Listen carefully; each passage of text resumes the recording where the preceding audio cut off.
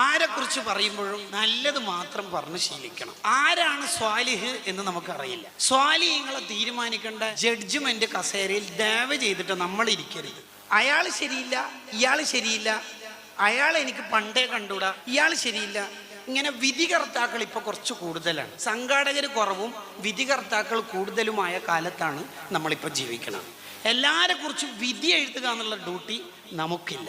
മഹാനായ അബൂ യസീദുൽ ബിസ്താമി റളിയല്ലാഹു അൻഹു പറയുന്നുണ്ട്, ആരാണ് അല്ലാഹുവിന്റെ അടുത്ത് സ്വാലിഹ് എന്ന് നമുക്കറിയില്ല. അതുകൊണ്ട് ആരെക്കുറിച്ചും സ്വാലിഹാണോ വൈറു സ്വാലിഹാണോ എന്ന് വിധി എഴുതാൻ നമ്മൾ പോകരുത്.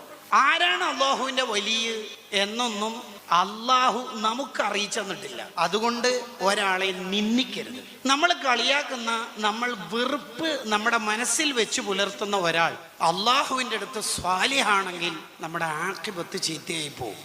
അള്ളാഹു കാത്ത് രക്ഷിക്കട്ടെ.